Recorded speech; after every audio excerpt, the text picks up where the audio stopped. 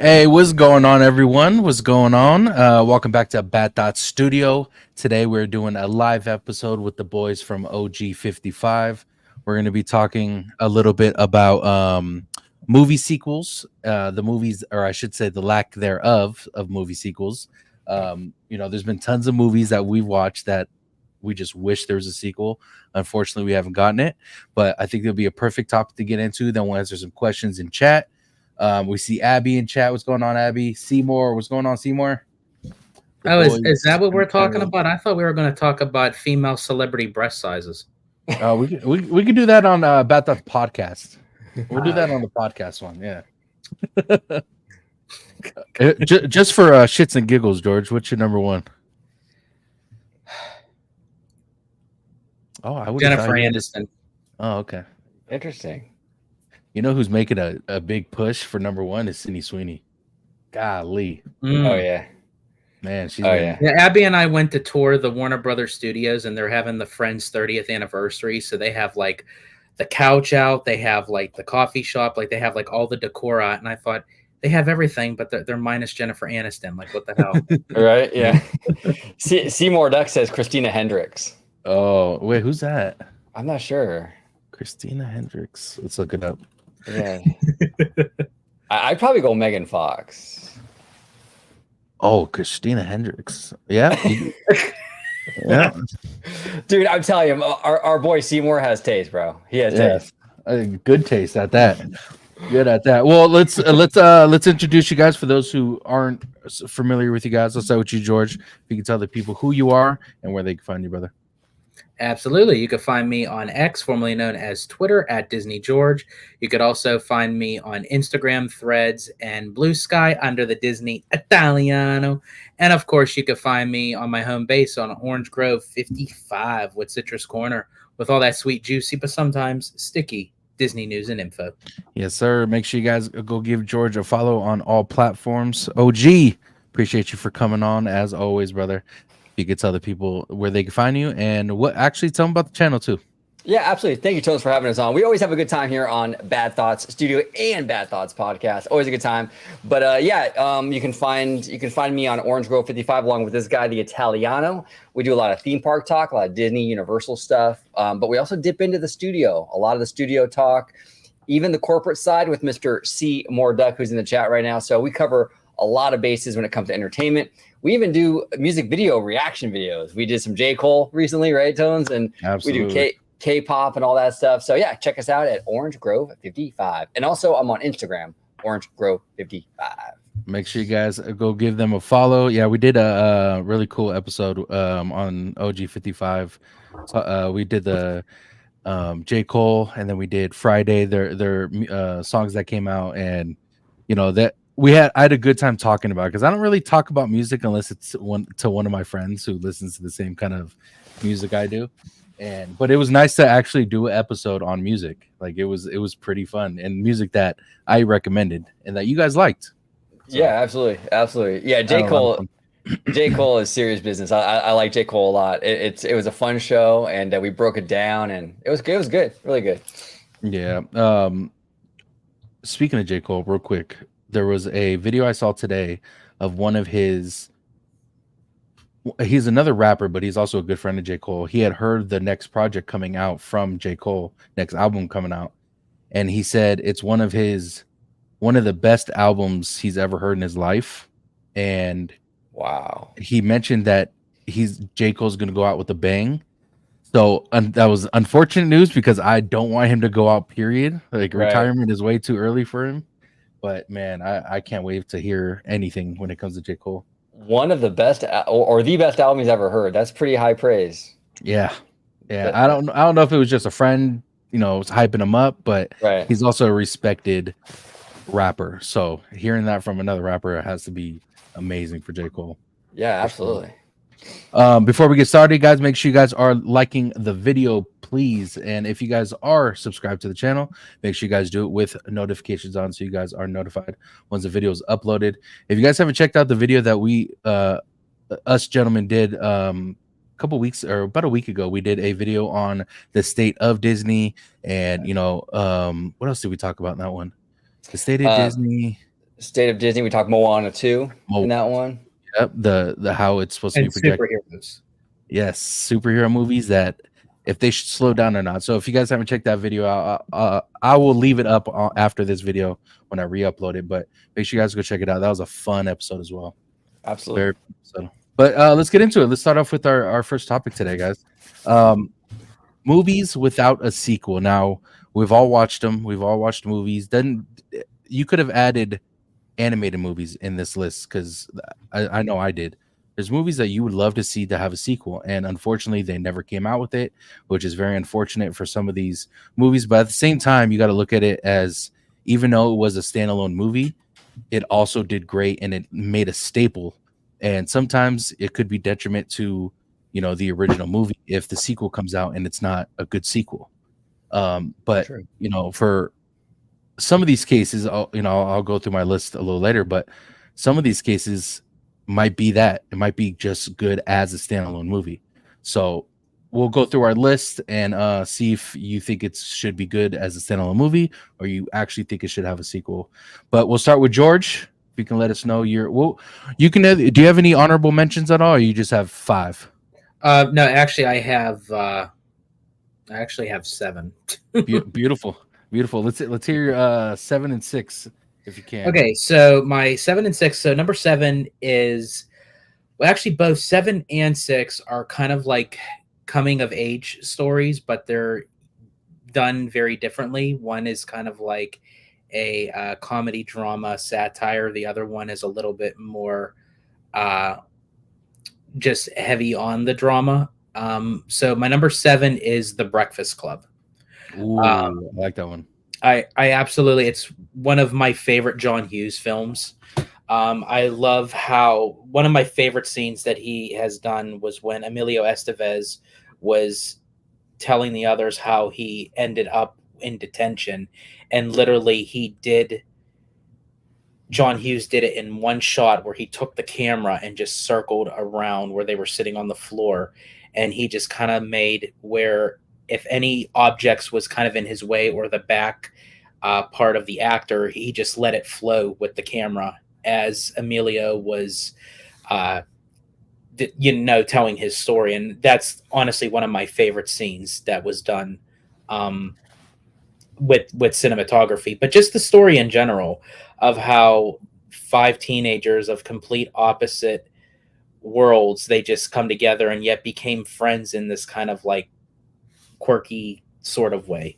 And at the end where they all kind of get together, it's almost like you want to kind of know like where they end up afterwards. Like, does the princess end up with the criminal, so to speak, and does the basket case end up with the jock? So it's like even though that's how it kind of ends, but we don't really know where it goes from there. But I would have loved to see the story continue with that. But even though it didn't, the movie by itself is a cult classic.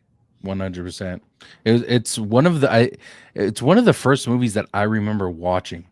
Honestly, like my brother would watch it, my parents would watch it. Like it was something that was everyone loved. There was nothing really negative to say about that movie. It's a great concept. You know what I'm saying?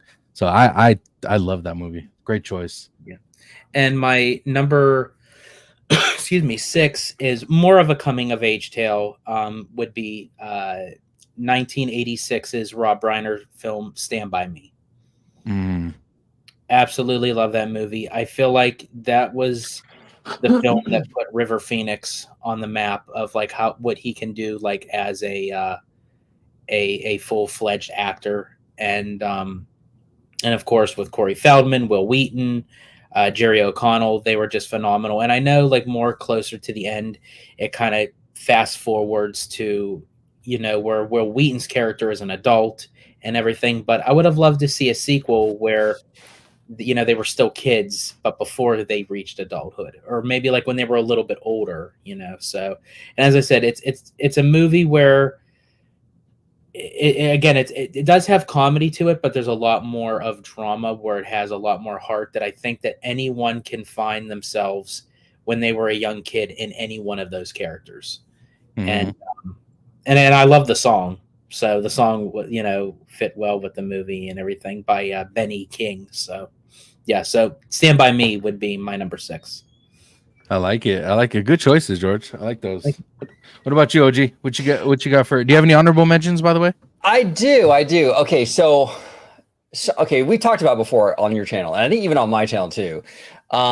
Shang-Chi, actually. And I don't know. Have they announced? Has Marvel announced a sequel officially for this? So yes, they've announced something of a sequel as far as like the director and that it's going to happen. But Okay. as far as anything else past that, that's all we know. The only thing that they did mention, and I don't know if this is 100% true or not, but they mentioned that they want to make this movie after the universe they've made. I forgot what the universe is called, what they call it, but they pretty much said they want to wait to make that movie until everything's finished or the phase is finished. Oh, And okay. I couldn't tell you what that means. I couldn't tell you if it's a good or bad thing. I don't know what's going on with it, but yeah, it's very unfortunate that Shang-Chi has not had a fucking sequel yet. And you know how much that pisses me off. Man, it pisses me off too. I love that movie. I thought it was fantastic. It's probably one of the better Marvel movies in the last few years. Absolutely. Simu Liu is awesome. You know, I love that guy.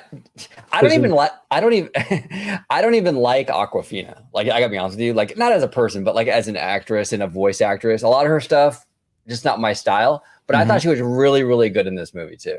I liked her. I agree. Like, nothing against her. She's probably a really sweet, woman, but her voice makes Stevie Wonder flinch. Yeah, I'm not usually a fan of hers, but I think she did really well here. So yeah, I would love to see Shang-Chi 2. Another honorable mention, actually, and this one is a little bit surprising. Okay, not that I thought it was the greatest movie, but I saw potential in the area the era that they were dabbling in, and that's Solo, Star Wars story. Ooh, okay. Yeah, I just felt like they could have done a lot. I would have liked to seen a little bit of a follow-up with that, with the Darth Maul stuff at the end, right? And you could even, because I know it's a touchy subject with Han and no Harrison, but you could even like maybe not focus so much on that character and kind of focus more on Lando. I know they were going to do a Lando show for a while and they canceled that, but I don't know, man. I think that era would have been really cool and kind of follow up. I think what the concept they had with like these kind of like, what was it, the Crimson? I forgot the name of it. Yeah. These like gangs. Called, yeah, like these gang groups or whatever. I mean, like, it would have been cool to kind of follow up on that and kind of like go beyond. I don't know. I think there was a lot of potential there. Not that Solo was a great movie, but I think that what they were working with, you could have done a lot going forward with it. Could have built on it. Yeah. Yeah. Absolutely. And the only thing that, like, don't get me wrong, we all love Star Wars or loved Star Wars at one point, for some, but as far as what's been coming out recently besides The Mandalorian, it's very hard to capture that love that you once had. You know what I'm saying? Oh, bro, 100%. And unfortunately, with Solo, yeah, it wasn't the best movie, but you're right. There was potential to have something in there, but that comes with a lot of movies in general. Like, even though you may not hit completely on the first one, if you build on it, it's gonna look better once you go back and watch it. Or, there's movies that do well but just do shitty in the sequel. So it's a hit or miss for sure. Yeah, 1,000%. I feel like that movie also got a lot of shit because of that Harrison Ford element to it. Yeah, people were so hyper fixated on like, is it believable? Is this like Han or whatever? But as its own movie and its own like kind of like its own little contained like world, I thought it was really fun. Absolutely. I got 2 as well. First one, it's kind of low for me because I watched it, but it wasn't something I wanted to go back and watch multiple times, but it was still a great movie, which was E.T. I thought the movie E.T. was such a great movie, but I watched it at such a young age that it wasn't something that I continued to watch. But the storyline and concept of it was fucking brilliant.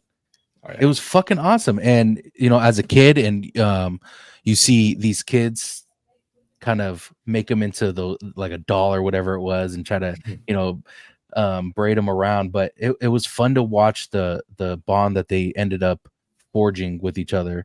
And finally, it was, and there's a lot of scenes in that movie where you can look back and still like E.T. Phone Home, like that was something that people still say to this day. You know what I'm saying? Yeah. So it was for sure a great movie. Iconic movie, like timeless. It went down in history as one of the most just iconic franchises of all time. You know what I'm saying? Yeah, that was really kind of a magical time for movies. I think it was kind of like the dawn of like the blockbuster, the summer blockbuster, right? Starting with Jaws. And then going into that whole era, it was just a lot of fun, I thought. Which is actually funny because, like, a lot of people, when they think of E.T., like, they call it, a classic film. Like it's a movie that stands the test of time. But yet, at the same time, if a movie like that would be made today in exactly the same format that it was, people would say, this is the most dumbest thing I've ever seen. Who would literally go into theaters and see this? Because so it's almost like it's like a double standard. It's like, so because it was already made in the 80s, people say, okay, that's nostalgia. That is like, it is a rich film. But then if a movie was made like that today, it's like, oh, that's stupid. That's dumb. Audiences change over time. Their taste change over time. Technology forges on. So when you look back, it's like, oh man, that doesn't hit the same. You know what I'm saying? Like, for example, it's like, when Walt Disney, when he made Steamboat Willie, right, in 1928, that was like incredible. That was like amazing technology. But then if you fast forward like 30 years and then you look back, like if you were like in the mid 50s and then you would look back at Steamboat Willie, you're like, okay, it's cute, but nothing spectacular. Like that same short, Steamboat Willie, wouldn't have done what it did in the 50s. It would have been seen as like, kind of passe, like it's not really, it's kind of outdated. So yeah, I see what you're saying, George. Like in the 80s, E.T. was everything, it was the coolest thing. Now with new technology and stuff like that, yeah, it seems a little hokey, but Yeah. But then you have to also give it to the brilliant score of John Williams. I mean, come on, like he's the GOAT when it comes to film scores and music, where you can just, again, doesn't have to have any words. You could just hear the music and you're like, okay, that's a John Williams piece. And that's like, it takes me back to a specific time era. It takes me back to a specific part in a movie. And then also too, with the with Elliot in the bicycle with E.T. crossing past the full moon. I mean, that also became the iconic symbol for Amblin, so. Yeah, absolutely. This movie definitely left a stamp on history for sure. Yeah. The next movie, and the Candid Camper would love this one, is The Goonies. The Goonies. Oh, nice. This movie just never, you can go back to it today and still enjoy watching that movie. And the one thing I love about when we talk about older movies is you look at the actors that were once in it as children or young kids, you see where they are now, and they're noticed as some of the best actors in our time, or in the around that time. And The Goonies literally has everyone on that list that is literally great actors today. You know what I'm saying? And that's a great point you bring up. Like these child actors, right, who then become like legendary in their field, right? Like Christian Bale is another example. He was in Newsies, right, George? The Disney musical Newsies. As a young kid in that movie, now he's become he was in Newsies, and now he's become a legendary actor. He's done amazing things. But yeah, and this guy, he's dedicated to his craft. Like he played Dick Cheney in that one movie. He gained all that weight, and he looked just like him. Yeah. Remember that? And then he also did Batman. He crushed it with that. Like he's dedicated. He'll tone up when he has to. He'll gain weight if he has to. He'll lose the weight if he has to. I forget what actress said it. I think it was Jennifer Lawrence, who she did a movie with him, American Hustle, where his type of character, she says it's so interesting that like when you see him, he will, talk to you and what have you, but a lot of times he stays in character. Like even after the fact, they yell cut and he's all in costume and everything. He doesn't take his mindset out. Whatever character he is playing, he keeps that mindset. So if you go and you talk to him while they're on set, he will talk to you in real time. But it's almost like instead of you're talking to Christian Bale, you're talking to the character he's portraying. Yeah. Yeah. Wow. That's a funny story. You said that in Game of Thrones, Peter Dinklage, who plays Tyrion Lannister, he has a father who I forget the actor's name at the moment, but his father in the show didn't like him. He would always, put him down. He's a I don't know which term is a little person. He's Peter Dinklage is a little person. So in the show they portrayed him as this like someone who shouldn't be alive. He shouldn't have the benefits of their name and stuff like that. And he said while they're in scene, he has to put him down and talk shit to him, but instead of coming out of character during like breaks, they like tap each other on the shoulder to make sure like we're this. It's just they have to like assure each other that we're still good. You know what I'm saying? Because they got so into character. So that story reminded me of that for sure. But yeah, the Goonies, man, it's still iconic. Fortunately, we didn't get a sequel to that one, but it's something that I hope they bring back or reboot something along the lines, because it was a fun story to watch for sure. Absolutely. I like that kind of like kind of coming of age, like a bunch of kids on an adventure, right? We kind of got that with Stranger Things. I kind of feel like Stranger Things was like this generation's version of that concept. 100%. No, it's fun. Speaking of that, today is Stranger Things Day. I don't know if you guys know what that is, but I just found out about it today. That's wild. Today's Stranger Things Day because it was the day that Will, the kid, and who he got kidnapped on this day, so they call it Stranger Things Day. It was on the first episode. That's wild. That's wild. I'm surprised my ex didn't decorate the house. By the way, you've watched all of Stranger Things, right, OG? I have, but it's been a while. But I love that show. It was great. They announced today that Stranger Things is going to be released sometime next year, and they already released the names of each episode that's coming out today. Nice. All that today. So nice. Kiki and Luca, what's up, Kiki and Luca? Kiki and Luca in the house. Good to see you. So George, number 5. Let's start with your number 5. So actually, my number 5 is one of your honorable mentions. My number 5 was E.T. also. Gotcha. So it was just one of those movies where it would have been interesting to see as a sequel, to kind of see if E.T. would like return, or maybe kind of take the cue of the Universal attraction where you actually go to E.T.'s planet. That would have been really cool. But again, it is what it is. It's a classic, iconic film. Awesome score, as I said. One of Steven Spielberg's many crowning achievements as a director, and it's like you can't go wrong with it. Steven Spielberg does not miss. He doesn't miss. He does not miss. So whatsoever. Yeah. Great movie, and it's funny too because E.T. He's an interesting character because, like, I'll go to Universal, right? Like Universal Studios, and you go into their store, like their shops and everything, and you see all this E.T. merch, like the plushies and stuff. And I'm looking at this thing, and I'm like, this thing is so fucking ugly. But at the same time, he's like adorable. It's weird, Yeah, that's how they describe me, OG. So I know exactly what you're talking about. No, but yeah, you're right. It's not the best thing to look at, but it's adorable to look at. You know what I'm saying? Right. Yeah. Yeah. E.T. is just like we said before. It's still iconic till this day, and hope they do something with it. Maybe redo it or something. It's probably not going to be the same kind of stamp that it did in, I think it was like 86, I believe, when it came out.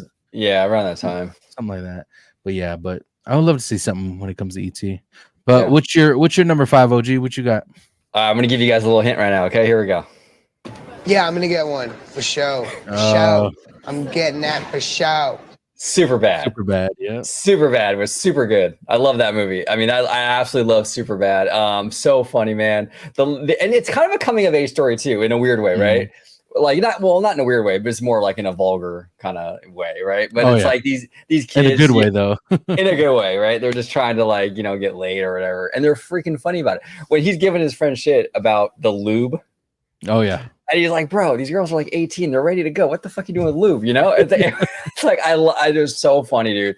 Everything about it was fantastic. It was such a good movie. And that movie is something like that would just go straight to like streaming today. Like it would just be like a Netflix movie or what have you. That movie probably would never make it onto the big screen. And I'm so glad that it did during its time, because I went to go see it in theaters. And I tell you what, that was at a time where people were going into movie theaters for movies like that. And it was a packed theater. And I tell you what, like everybody was laughing in unison. Like it was like, especially like during the party where McLovin had the redhead up in the bedroom and she's like on top of him and she's sucking on his finger and he goes, I got a boner. Yeah. Oh my God, bro. Dude, that's crazy. Do you guys ever see, not to go on a tangent too much, but did you guys ever see that movie Project X? Oh yeah. Yeah. Oh yeah. That movie was pretty good too, actually. But which actually, I don't know. I wouldn't have minded to see a sequel, but you couldn't because it was based on a true story. But that scene at the end, like when he almost got that chick in bed, right? Like that, man, she was a baddie too, right? He almost got her, but he didn't. And I was like, fuck, man, I got so frustrated for that guy, man. I was like, you were this fucking, especially after all that too, after all he went through, dude, and got nothing. But I told this story before, but I'll mention again for anyone who hasn't heard it. But the scene with McLovin with the girl in the bed, at the time the young actor was 17. He wasn't 18 yet. And the young actress, I believe, was 18 or 19. Okay. And due to consent, his mom had to be on set during that scene, standing right there. And he said in an interview, it was so nerve-wracking to have your mother standing there on the sides watching you make out with this girl with her like half naked on top of me sucking on my finger. It's like jeez. I'm really surprised not hearing about that. I'm really surprised they hired him as the actor because he was underage, or at least put that in the script of him having to do that with someone who is of age. Yeah. And then of course it was coming from Judd Apatow and Seth Rogen, so those guys. Oh, that's true. Absolutely. This movie was such a gem, 100%. And you're right. It is an iconic movie that needed a fucking sequel. Like, can you imagine what happens next? Like with them three? Like, dude, it'd been the funniest shit ever. Like, what the fuck? Oh, I know. And now they missed the boat because now they're all too old for this. 100%. Unless you do a sequel where it's like now it's like they're kids or something. Yeah, or they could do like they all have families or some shit now, and they like go to like a fucking rager or something like that, or mix Project X with super bad guys. They're like middle aged. You can call it super cramped. Yeah, exactly. Back and body hurts. Back and body hurts. Love it. Yeah, good choice, OG. I like that. For my number 5, I'm gonna start with my animated my 4 and 5 are animated movies. I'm gonna go with Up as my number 5. I thought that movie was the saddest fucking animated movie, one of the saddest movies I've ever seen in my life. I cried, not gonna lie. But something that would have been cool to see is, what's the kid's name again? It slipped my mind. Russell. It would be cool to see something that happened with Russell after he went on that adventure with him. Like at least something, you know what I'm saying? I thought that would have been really fun to see. And the movie is still iconic. People talk about to this day as a great movie. And even like Ratatouille. Ratatouille is another one that I don't think it got a sequel, did it? No. See, I mean, they even have restaurants after Ratatouille now. Yeah. So it's like, but yeah, Up for me is probably, it's at my number 5. And, I wouldn't say it's my number 5 of all time, but I did want to add some animated movies in here. And I thought Up was a perfect one to go with. Up is a beautiful movie, and you're right. That first, I don't know how long that sequence is. Like 5 minutes or something, or maybe a little bit more.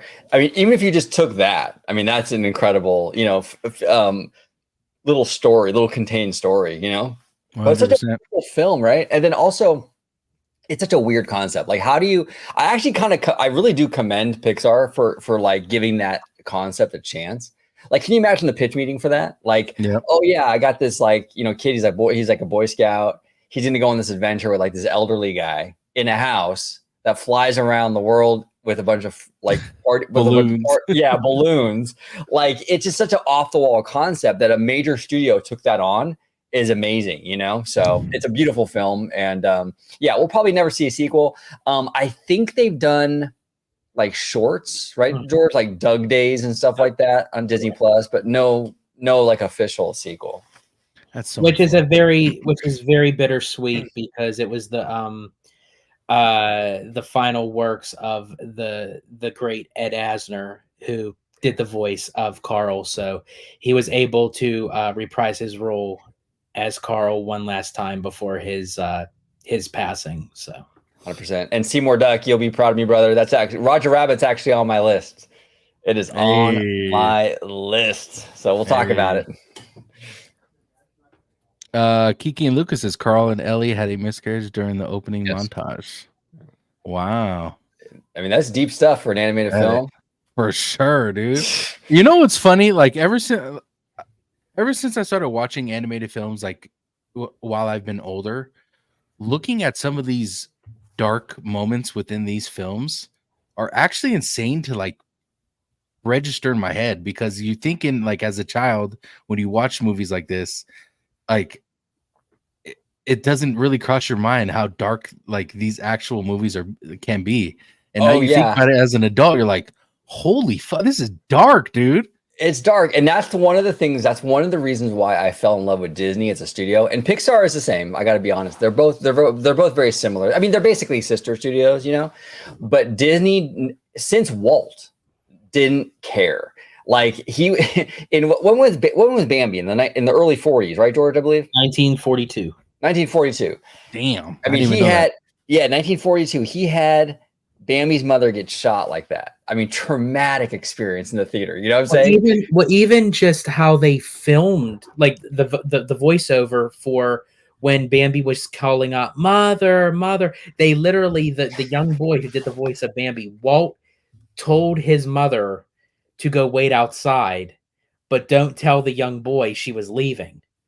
So when he was actually looking for her, they hit record. So when you actually hear Bambi shouting out "Mother, Mother," it was really the young boy actor literally shouting out for his mother because he didn't know where she went. That's awesome. Isn't that wild? And then it continues with the history of the studio with things like Lion King. When you have Mufasa dead, right? He's dead, and like Simba goes up to him and he's like, "Daddy, Daddy." I mean, it's just such a heartbreaking, like soul-crushing moment where Disney doesn't really. That's what I love about it. They don't treat animation like just for kids. Like they're not afraid to get into the emotional stuff, right? Like if you watch a movie, for example, you watch any of the Minion movies, you're not getting any of that stuff in those movies. You know what I'm saying? It's surface level kiddie stuff, And I like that Disney gets a little deeper like that. I like the fact that Pixar does that, like with the miscarriage with the up stuff. Like that's deep stuff, I think that's pretty cool. I do hope Disney gets back into that notion, because more recently, a lot of their newer films, as I said, and OG, this, Tones, I believe you know this from me too. I love a good Disney villain death. Yeah. Like I love like when Clayton accidentally hangs himself from the vines in Tarzan, when Scar gets eaten by the hyenas and then burns to a crisp, when you see the decapitation of like the Horn King from the Black Cauldron, straight to nothing.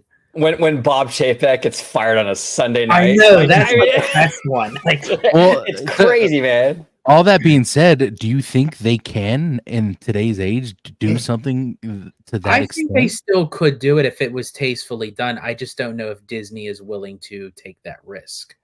And we'll get into that when we bring up Roger Rabbit, because that's an issue with that movie. Any sequel for that movie, but yeah, I think Disney needs to stop getting so. If that's holding them back, they really need to stop with that, because I think people like that stuff. That's what makes Disney products so appealing to people, right? Like, look, if it wasn't for, look at Lion King is a perfect example, one of the biggest animated franchises of all time, and it still is one of the biggest franchises that they have of all time, and it has that heart crushing scene in there. You know what I'm saying? So I think there's still a market for that. Like the Lion King live action movie did very well, very well, and it was played off of the original film. You know, so I think they should get back to that stuff and stop tiptoeing around and trying to not offend anybody. As a content creator, right? As content creators, we know how important it is not to try to please everybody or not to try to not offend everybody. When you try to get up here and try to water yourself down so you don't make anyone mad, you make everyone happy. Yep. Yeah, you lose yourself. You're uninteresting. You're boring. You're like that nice guy. Like, you know, you want to say your opinion, and you want to say it. And if some people don't like it, they don't like it. You know what I'm saying? But it's the same idea. Like, you know what? Have that edge in these movies. It's okay. And if some people are offended by it, fine. But if you water your product down, it's just not as good. There's a reason why we're still talking about a lot of these movies, including Roger Rabbit, you know? So see, that's why I have a big appreciation, especially for like elderly Jewish women, because they don't give a shit. Like they literally don't. Like coming from like a big Italian family, when there's like a death in the family, like Italians, like they throw themselves on the floor, they get all hysterical, and it's like, oh my God, like what's going on? Like when there's like a Jewish death, they're like, who gets the mink? You know, and it's like, yeah, right. They say it like it is, you know, they don't care. So they don't care. Shout out to the elderly Jewish women of America. I used to work at a company. I'm not going to say which one, but you guys all know of you guys. If I told you what it was, you would know of this company. Like it's not a huge company, but the commercials are very famous. But it's owned by an Israeli family, right? And man, they don't mess around, dude. Like no. I worked there for a while, like 7 or 8 years, I think. It was cool. Wow. I had a good time. It was fine. But like the thing, well, kind of fine. But they are not like American business people. Like when you work in an American office, right? It's a lot of PC like stuff, right? Like how to talk to people, how to do this, how to do that. The Israeli couple that owns this company didn't care. They were screaming and yelling in the office. It was like the wild, wild west in there. Damn. I mean, it was aggressive, bro. It was aggressive, but it worked. I mean, it's a very successful company, you know, but they just have a different mindset, you know, different approach to things. You know, you could never get away with what they were doing in that office. You could never get away with that in an American office. The screaming and the yelling and the whole thing, dude. It was hilarious. Yeah. It's definitely different if you work for exactly. Yeah. I mean, if you're working at Bank of America and their headquarters in like North Carolina or something, they're not acting like that in the office, you know, screaming at each other across the cubicles and stuff, you know? Yeah, exactly. Oh man. Kiki and Lucas says, do you think the election going so conservative will affect the direction of movies in the future? I do. Actually, you can answer this, dude. I'm not a political kind of guy, so I wouldn't know the answer to this. So I'll let you take this, OG. I think it will, just because I think that these studios, you're already seeing. And I actually DM'd Seymour today. I want to actually do a video on this topic, how Trump's win is going to affect Hollywood. But you're seeing all these like people, like even Tim Cook of Apple, who's no conservative, you know, congratulating Trump and what have you. These big companies have to play ball. They have to play ball with the president and Congress and all that. They are going to do what they have to do to survive. I agree with you on that, because regardless of which side that you're on, whether you agree with it, whether you disagree with it, whether you voted that way or not, it is actually a time in historic history that we've seen something like this. And honestly, I was like following just a little bit of like how the voting was going throughout the country, and even to my own state, that literally majority ruled of voting more conservative, which that was never the case for the state of Pennsylvania. And majority of the people in the House, in the Senate, is basically leaning towards the conservative side. So yeah, I think with these companies, when you have a majority roles, it's like, whether you like it or not, if you still want to make something successful, you have to find some middle ground. Yeah, and here's the thing. Here's the thing too. Real quick, Tones. I'm so sorry. Like with the Disney and Reedy Creek thing, Disney saw firsthand how that can like affect their bottom line, their business. Right? They're not going to make that mistake again. So they're going to do whatever whoever's in the. And typically that's how it used to be, and then it kind of changed in recent years. But I think it's going to go back to how it used to be, where these big corporations kind of placate to both sides. Whoever has the power is who they're going to kiss the ass. Right? So. Yeah, it will affect the movies 100%. Kiki Luca. Sorry, Tones.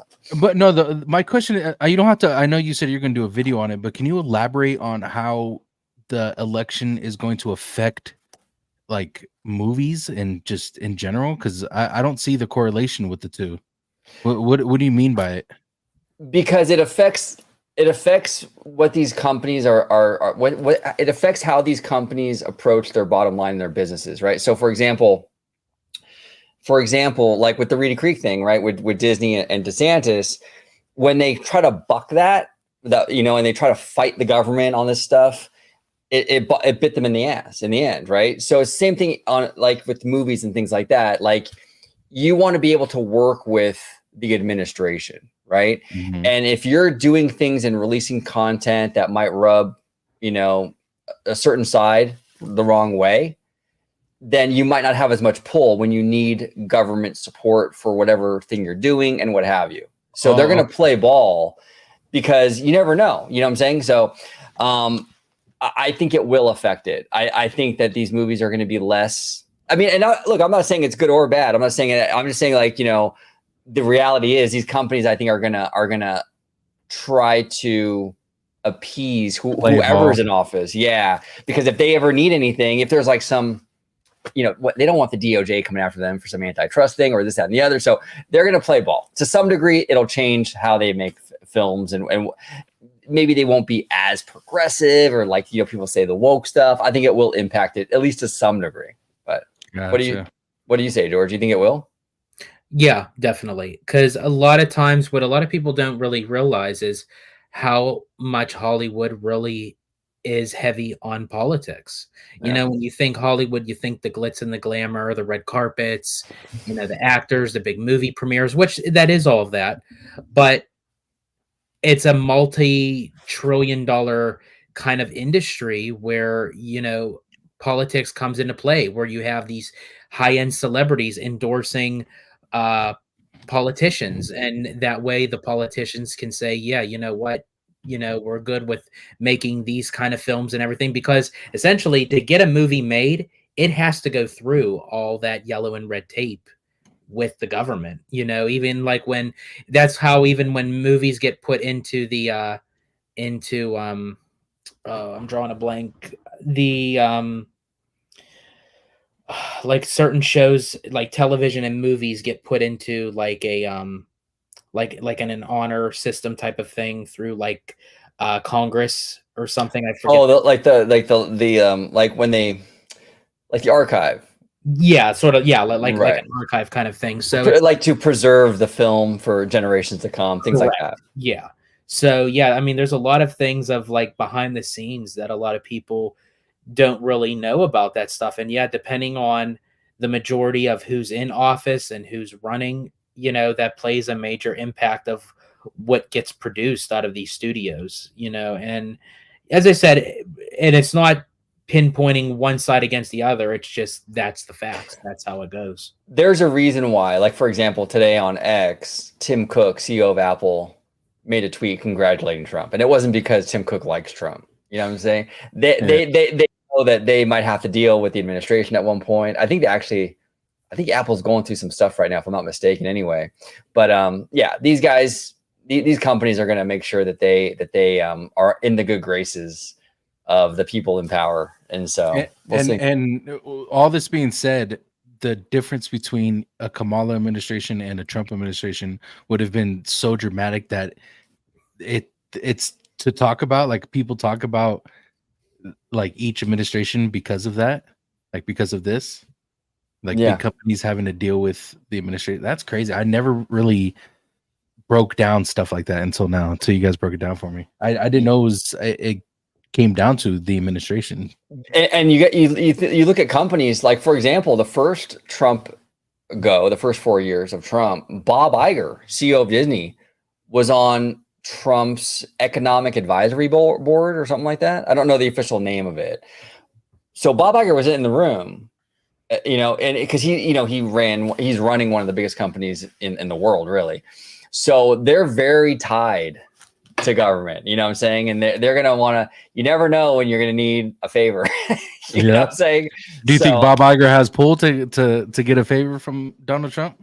He might, you never know. It depends if he plays his cards right, you know what I'm saying? Well, and also it plays even a part in the parks as well, because when they have an attraction like the Hall of Presidents, whoever then becomes president, they have go into a sound studio and record dialogue for that show, because they keep switching out, whoever is the president at the time is the centerpiece, so to speak, to give their speech along with the other presidents throughout the American history.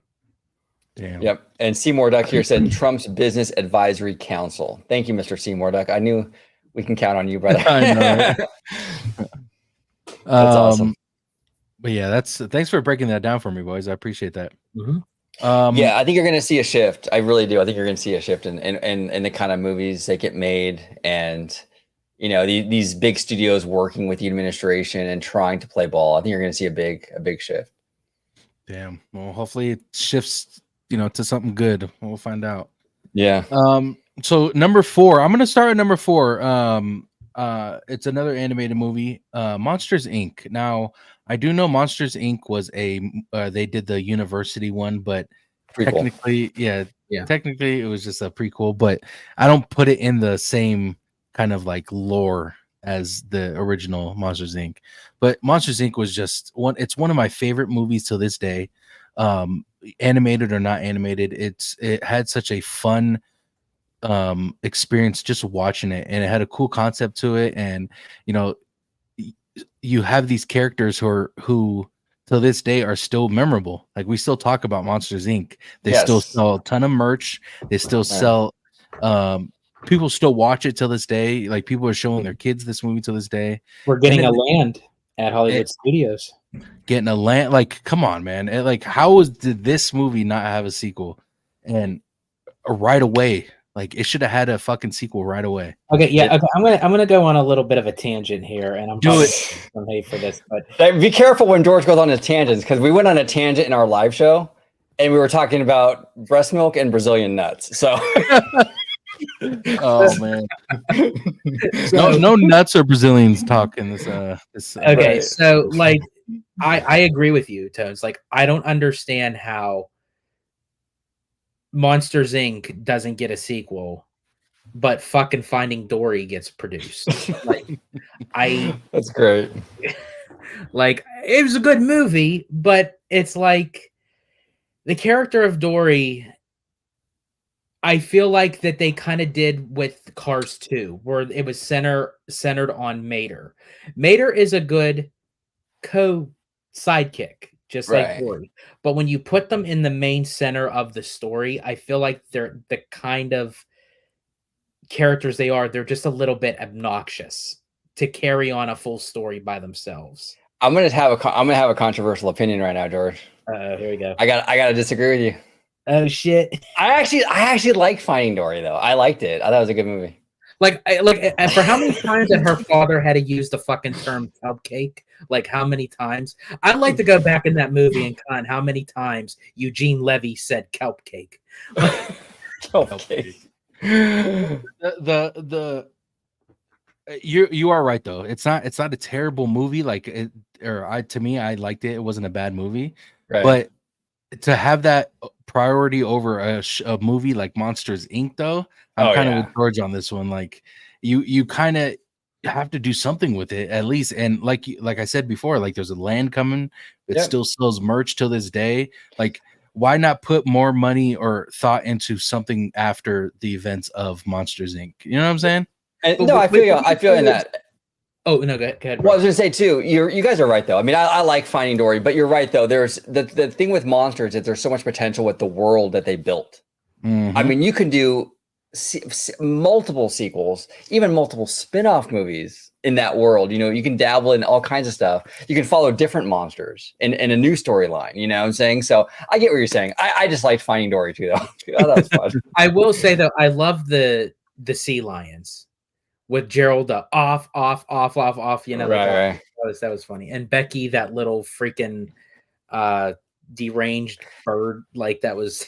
Yeah, and that's the fun thing about Pixar is that like you have all these characters, like even in Monsters Inc., and they just name them like normal guy, like normal, like it's Frank and Mike and, and Bob. I think it's hilarious.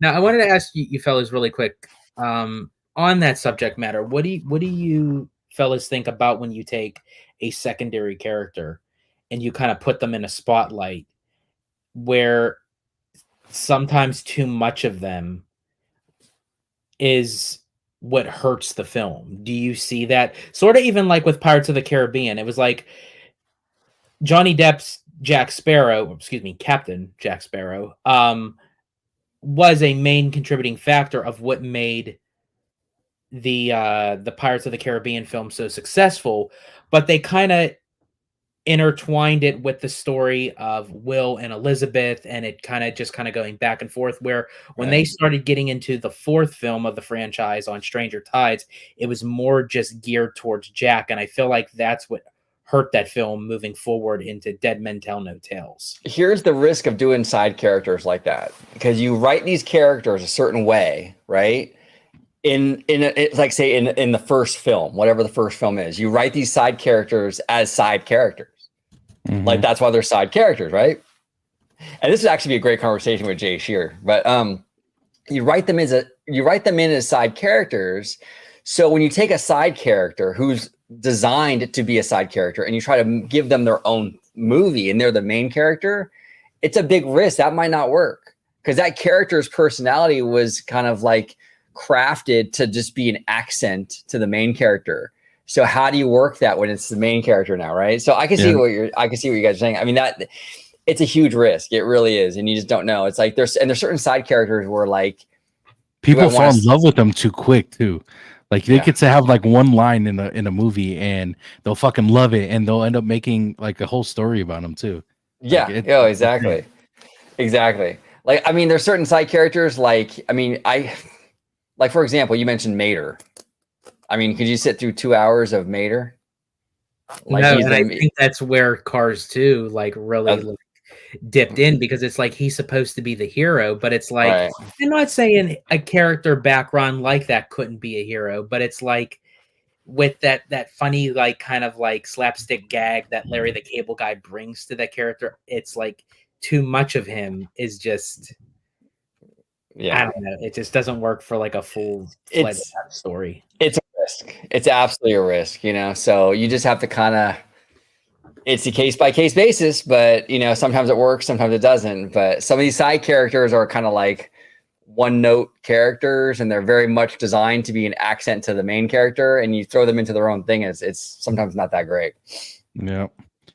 Kiki Lucas says Finding Nemo and Finding Dory both made more money than Monsters Inc. adjusted for inflation. Really?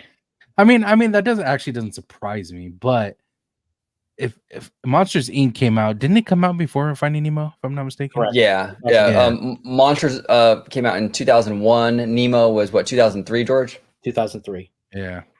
So I mean, actually, I believe if memory serves me correctly, OG. It premiered on your birthday in 2003. It did. Yeah. George and his random facts that he knows. Finding Nemo is a Gemini. but yeah, it's really, as much as Finding Nemo was a great concept to a movie, I personally, in my opinion, liked Monsters Inc. more. Yeah. And it had a better concept. It was funny. You know, the characters were fun to watch, and not that it should have done better than Finding Nemo. It just, I think they should have put more effort into expanding that universe of Monsters Inc. And they had a perfect time to do it, and unfortunately, they didn't. They create that whole world you can play with, and you can do endless amounts of stuff with it. You know. Yep. But yeah, that's my number 4. We'll go to you, George. What's your number 4? Okay, so my number 4, staying on Pixar, but again, Tones, you took one of mine. My number 4 is Up. Hey, I great minds think alike, George. Great minds think alike. Yes, There we go. absolutely. I do. I absolutely love that movie. It's in my top 5 for all time Pixar. It's my number 3 actually. My number 3 on the Pixar charts. It's as OG said, like when you take the concept of the movie and you like if you were to read it in like in a synopsis, like this young scout boy goes with this elderly man on an adventure to South America, flying in his house by it lifting up with balloons. It's like Crazy. sorry, are we like watching a movie in the 60s? Like is it gonna I would have like, thought you took shrooms before you read exactly like it was like, but it works, Uh-huh. It was so intriguing that it was like when they came out with the like the little teaser trailer and they just had like you see the sky and then all of a sudden you see one balloon, you see two balloons, and then you see a big engulfment of balloons pulling this house, and then you see Carl sitting on the porch and he's like looking at the camera, he says like good day or hello there, and you're like what the hell was that, but yet I'm intrigued like what is that. So yeah, I would have loved to have seen like where the story would have carried on beyond, like because at the end of the credits you can kind of see some adventures that Carl had with Russell and Doug and what have you, and then OG mentioned they have the shorts with the Doug days where it's just like focused on Doug the dog himself. But I think they could have done a very successful sequel, but all in all I think I think it's a very strong powerful film just as a standalone. Yeah, I think it was in 2019, I believe. I saw Up at the Disney Studios in Burbank, like at their theater over there. It was, I believe, for the anniversary. I think it was 2019. That would be the 10-year anniversary. Yeah, I went on 2019 with my buddy Ryan. Shout out to Ryan. He was a D23 member at the time, and he's like, "Hey, you want to go, OG?" I'm like, "Yes, I want to go." But oh, did we lose Tomes? All right, I guess it's an OG55 show today. No, he'll be back, I'm sure. But yeah, I saw it at Disney, and these movies hit differently when you're at Disney. It just that studio has such a magic to it. I know it sounds cheesy, I know, but it does. It has a thing. You could feel it. It's palpable. I could agree with you with that. Like, I feel like that, yeah, you could take a movie and watch it anywhere. You could watch it in a theater. You could watch it in a drive-in. You could watch it in your very own house. But like, no pun intended. But to watch a Disney film on the Disney lot, like in the studio, like, I don't think you could ever beat something like that. It's special. It'd be cool. It'd be cool. I think you guys should hit up Disney and tell them to do this. Have like a drive-in at Disney. Have a little drive-in for people to come watch movies. Well, that'd be fucking sick. Cool. Yeah, that would be sick. That'd be dope. That would be pretty sick.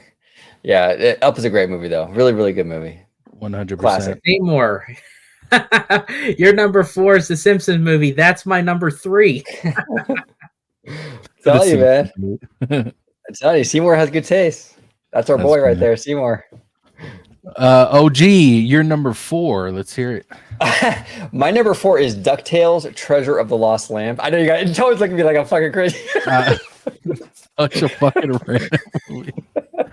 Oh man, no, I love it. It was I think a 1990 film, if I'm not mistaken. 1990. I gotta check with George. He's our like encyclopedia. He probably knows the director's first last name. It is 1990 for sure. 1990. So this was a great show. Wait, real quick, George. Which month and the day did it come out? Sorry to interrupt you, OG. No, you're good. I'm curious too. I want to see if he gets it. I don't think I would know that because it was actually the year I was born. It was a summer movie, but I don't remember the day. If you had to take a guess. Oh boy. I'm going June. May. I was going to say May. August 5th or 3rd rather. Really? That late in the summer? 20 days before I was actually born. Interesting. Crazy. Okay. Sorry, OG. Go ahead. That might have been the movie that your parents were watching when they made. Even watching that movie, George. Yeah, No, exactly. actually, I was conceived up in an attic on Thanksgiving weekend. On Thanksgiving. Knowing that is insane work, George. That's wild. That's wild. But yeah, this franchise is really cool. I grew up on this as a kid, like in the 80s and going into the 90s. I love DuckTales. But the thing I love about the movie is I just feel DuckTales as a franchise is a big screen kind of franchise. It's kind of almost like Indiana Jones, right? Like Indiana Jones is like synonymous with adventure, right? DuckTales is sort of the animated equivalent to Indiana Jones. It's synonymous with adventure. And I would have loved to see Disney kind of carry that on and have like a bunch of these different adventures with these characters. So this one is Lost Land. Maybe the next one they go to like the rainforest and have to look for something else, right? It could have been like an animated Indiana Jones, and each film takes you to a different part of the world and stuff. You know what I'm saying? So I think the potential there was like through the roof, and it's just such a great franchise. And I'm sad that they just kind of just dropped the ball with it, you know? So yeah. As much as how random that is, OG, you have a great point. It was a good movie. It was such a great movie. So you saw it. You saw it. No, I've seen it. Yeah, it was. Cool. My brother showed me it when I was little, but I remember it. I haven't seen it since then, but I remember. I remember watching it for sure.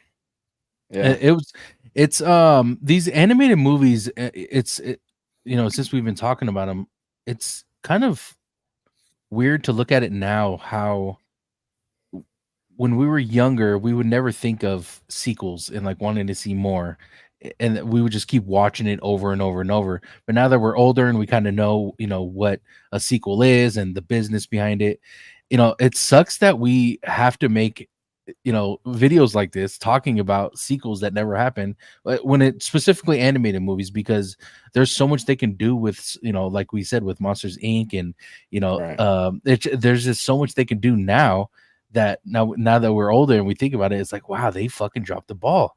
Well, they took forever to make The Incredibles 2, and people wanted a sequel literally right after the first movie came out. They wanted the sequel, and it took how long? And I tell you what, the studio segment of D23 was phenomenal, but Pixar stole the show. And I tell you what, out of all the movies, all Pete Docter had to do was just say, this was incredible. The lights went down, a flash of red pops up on the screen. The music came on, and everybody knew, okay, we're getting Incredibles 3, and the whole arena erupted. Well, there's certain franchises that can really.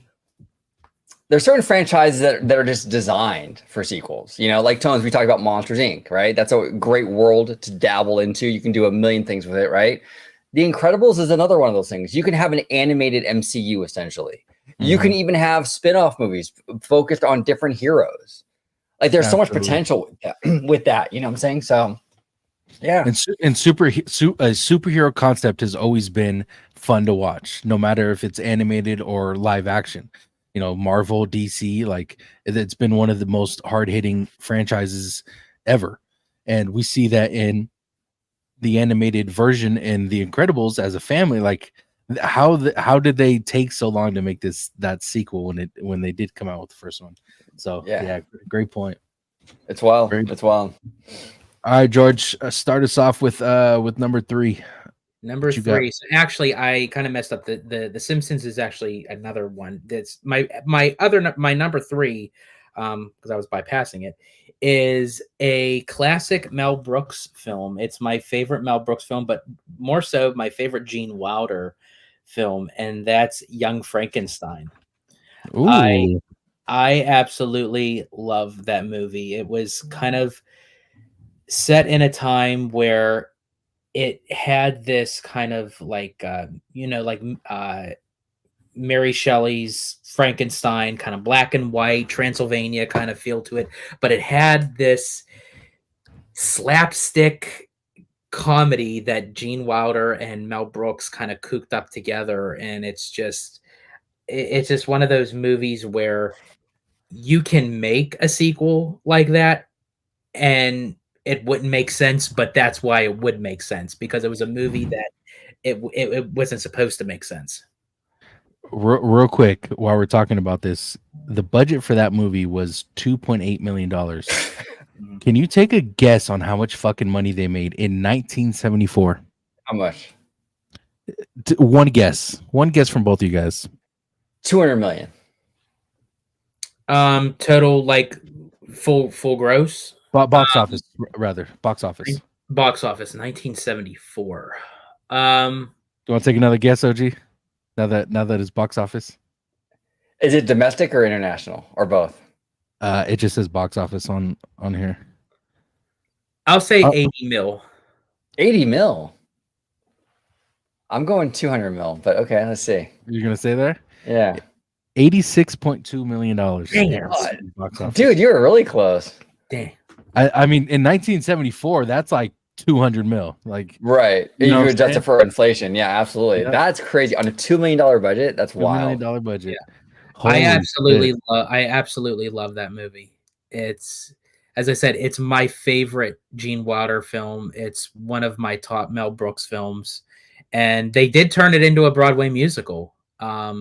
It did hit Broadway. I haven't seen it personally, but I love the film, and honestly, I would have loved to have seen a sequel. I don't want to see it now because literally, unfortunately, none of the original cast is with us. We lost Gene Wilder. We lost Madeline Kahn. We lost the great Peter Boyle, and just recently we lost Terry Garr. She sadly passed with her long struggle with MS. So That was just like last week. literally, yeah. Yeah. Yep. Damn. Great choice, George. I believe this is the movie, and I can't be mistaken, but I think this is a movie my dad tried to get me to watch recently, like probably within the last 6-7 months. I think So this you've is the never one. seen it? No, I've never seen it. Oh, dude, you got to watch it. Never seen it. You have to watch it. I gotta ask him which movie it was, but I'm pretty sure it was Young Frankenstein because he mentioned Gene Wilder Yes. in the movie. So I might have to go watch it. Are you okay, Mr. Frankenstein? They call me Frankenstein. It's great. Oh shit! I'm gonna check that out. Thanks, George. Appreciate it. Yeah. OG, let's get you number 3, bro. Number 3, mine was Roger Rabbit. I love Roger Rabbit. I think this concept, and here's the thing too, I don't really like the meta stuff usually. It doesn't really work for me. Like I'm not a big Shrek guy at all. You know what I'm saying? But Roger Rabbit, while it was meta for sure, it just worked. It felt organic in a weird way. And I love how they were able to like miraculously sort of get all these studios together to work with each other, like Disney and Warner Brothers. Actually, a fun fact about that, Mickey Mouse and Bugs Bunny in this film had to get exactly the same screen time. Yep. Really? That was part of the deal. Yep. That was part of the deal. They literally had to have the same exact amount of screen time. Yeah. Wow, that's cool to know. Such a special movie, and they weren't afraid. And this is again why I love Disney, and actually why I respect a lot of the Warner Brothers stuff. A lot of Warner Brothers stuff skews kind of adult as well, but they weren't afraid to go adult. You know, we saw Jessica with her big old knockers. Oh, by the way, we talked a little bit about it in the beginning of the show. George, you mentioned the sizes. I couldn't think of her name, but Madison Beer. Oh, okay. Madison Beer. Yeah, fire, totally right. Which by the way, Jessica Rabbit was the whole reason why we got on to breast milk and Brazilian nuts. Oh, was it? Okay. It makes sense. Yeah, it makes sense. But yeah, I mean, this movie was so edgy for its. I mean, especially for the late '80s. I mean, this was kind of crazy for animation, you know. So yeah, it was a great film. Will they do that again? Will they make a sequel now? I don't know if Disney has the guts to do that. Robert Zemeckis recently came out and said he doesn't think Disney has the guts to do that. That they would water it down or do. I don't know. Look, honestly, you can't do that to this franchise. You have to maintain what this is, and you can't water that down. But we'll see. But it was a fantastic film, and great characters, great concept, just such a gem of a film, dude. I loved it. Absolutely loved it. and you guys have,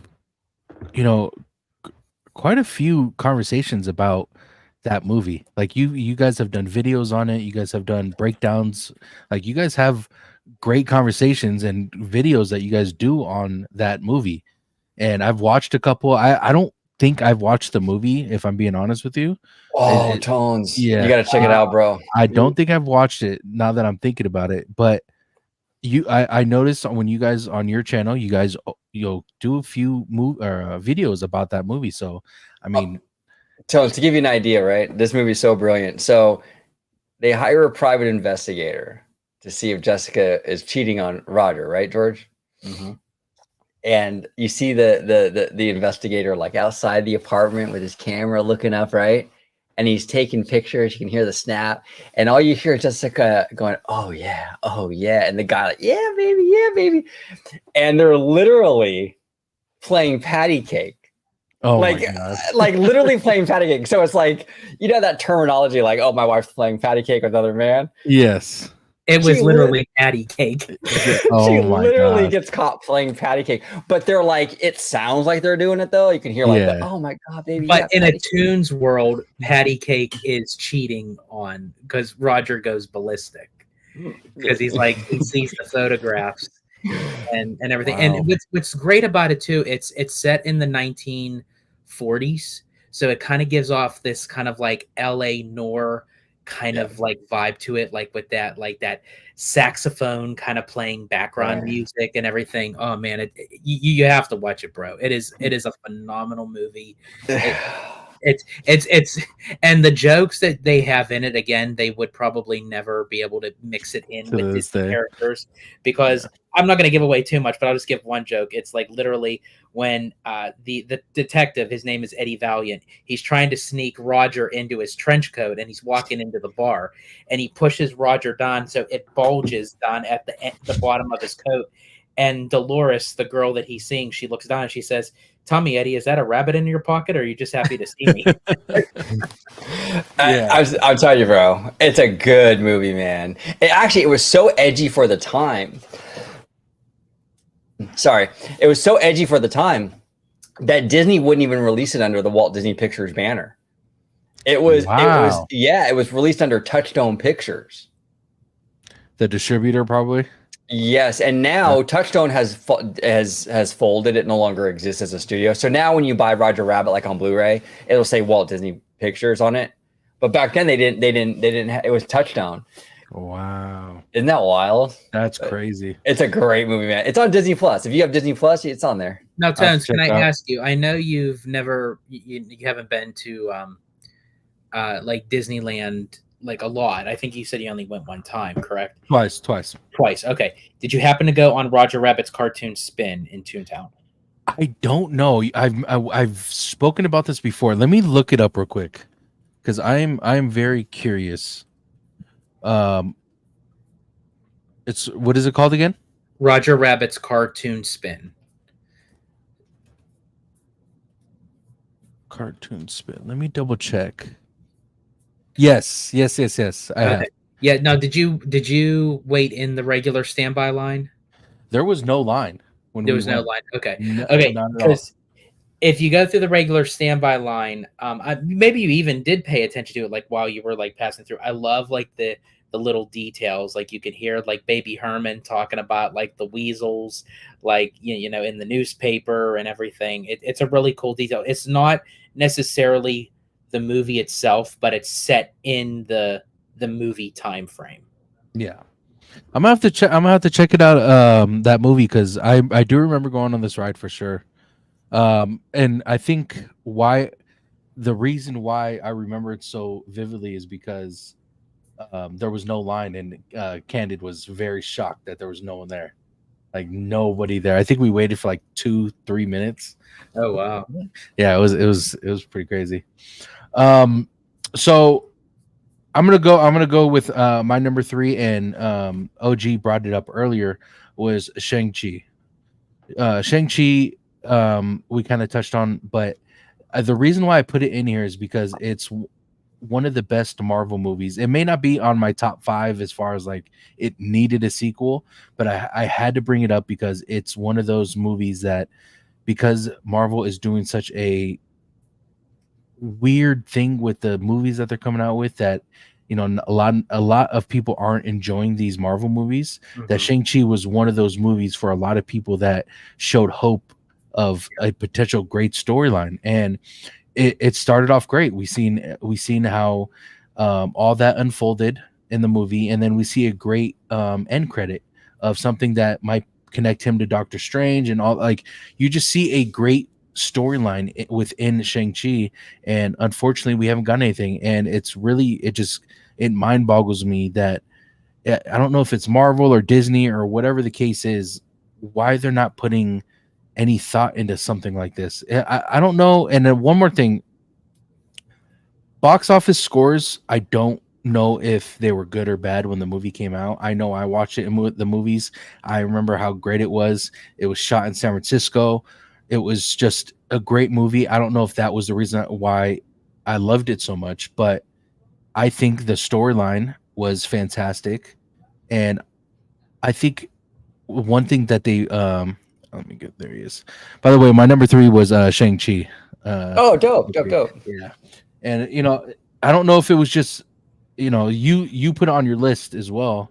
Yeah. I thought it was just something that they're dropping the bag. They are dropping the fucking bag to this movie, and it is mind-boggling to me why they're doing it. And like I was telling George, I don't know if it's Disney or Marvel or whatever the case may be, but they need to work it out and come out with a fucking movie because it's getting irritating. I was telling and with Shang-Chi, it grossed over 432 million worldwide, but both with domestic and international. And I actually have a special place for Shang-Chi as well, because not only do I feel like that had a lot of potential for Marvel to capitalize on that, it was actually my first movie back in the theater after the pandemic. So it was like, to be able to get back into the theater again and experience a movie like that. Yeah. I still don't know why they're taking that long for this character. Yeah. Yep. Yeah. It's just mind boggling. And I was telling George, this may not be my top 5 movie of all time that needed a sequel, but I wanted to bring it up because it's something that it pisses me off that they haven't done it yet, because it's something that they could have benefited off of, and unfortunately we didn't get that yet. Kiki and Lucas says, are we talking only Disney and Fox movies? That just happens to be the movies we've brought up so far. Yeah. I don't even know. Is Superbad Fox? I don't even know what studio that is, but let me look that up. Superbad. It is Columbia Pictures and Sony. So Kiki and Luca, I had a Columbia Sony movie with Superbad earlier on in the show, so mixing it up a little bit here. Seymour Duck says my number 3 would be Willy Wonka and the Chocolate Factory. Okay, now, the classic, I would assume. Yeah, the classic, correct. I was about to say the did you guys enjoy the one with Timothy Chalamet? The recent one, the most recent one? I haven't seen that one. Oh, just the Wonka. Yes, Wonka. Yes, phenomenal movie. Great. Yeah, I loved it as well. And as much as like I'm not a musical kind of guy, never was, but man, it was a great movie, even with the singing and all that stuff, and the story of how he became Willy Wonka and the Chocolate. Like it's just amazing story. You should watch it, OG. It's pretty good. Nice. So Kiki and Luca, I love you for saying this. Gladiator would have been on my list, but the sequel's coming out. Any of you guys Gladiator fans? 1,000 fucking %. You're on the money, Kiki and Luca. It is one of those movies that is apparently it was so hard to put in a story that they've been working on it since the movie came out. They've been working on a fucking sequel when the movie first came out, and it's crazy to hear that because they couldn't come up with a concept for a sequel to this movie till now. And apparently the movie's good. I haven't seen the new one. I haven't seen the sequel either. I've seen the original. Yeah. Kurt Russell and Joaquin Phoenix, but I think it comes out this weekend, if I'm not mistaken, or it comes out soon.